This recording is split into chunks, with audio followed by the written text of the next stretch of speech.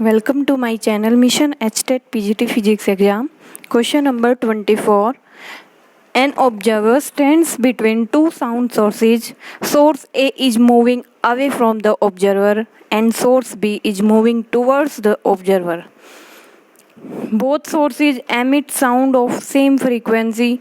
If both sources are moving with the speed of V sound by 2, then the ratio of the frequencies detected by the observer is option 1, 1, option 2, 1 by 2, option 3, 1 by 3, option 4, 2 by 3. Now, in the question we have given an observer stands between two sound sources. एक observer है जो दो sound sources के बीच खड़ा है. Source A is moving away from the observer. Source a observer से दूर जा रहा है और ऑब्जर्वर रेस्ट पे खड़ा हुआ है.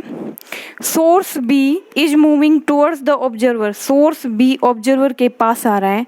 Both sources emit sound of same frequency. दोनों सोर्सेज जो हैं वो सेम फ्रीक्वेंसी की लाइट को एमिट करते हैं, साउंड को एमिट करते हैं. If both sources are moving with the speed of V sound by 2. अगर दोनों सोर्सेज ए एंड बी किस स्पीड से चल रहे हैं v by 2, then the ratio of frequency is detected by the observer. This is the topic Doppler effect. In case of Doppler effect, जो observer होता है, अगर ऑब्जर्वर रेस्ट पे है और उसके पास जो सोर्स है वो सोर्स ऑफ साउंड आ रहा है या जा रहा है, ठीक है.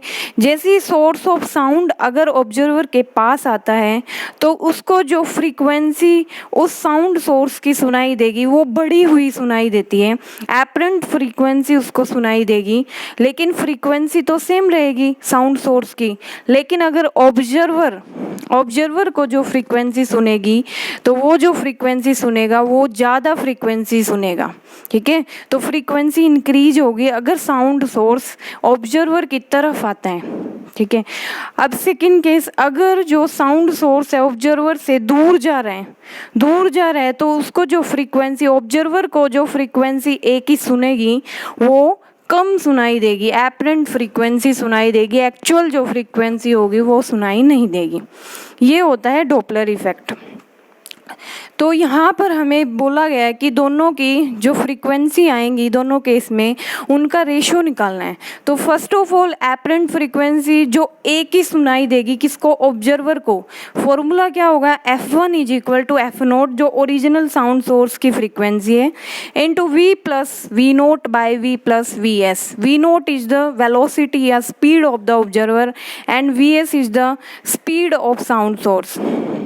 यहाँ पर observer stand at rest, so V naught is equal to 0 but VS is given V by 2. Putting the value of V naught and VS in the equation F1 is equal to F naught V plus V naught by V plus VS, we get 2 by 3 F naught for case apparent frequency of A. In case of apparent frequency जो observer को सुनाई देगी किसकी, B वाले की frequency, क्योंकि B जो है वो ऑब्जर्वर के पास आ रहे हैं, ठीक है. बी जो है ऑब्जर्वर के पास आ रहे हैं तो इसका मतलब है V माइनस VS होगा डिनोमिनेटर में. तो F2 is equal to F nought V plus V note by V minus VS. Putting the value we get F2 is equal to 2 F note.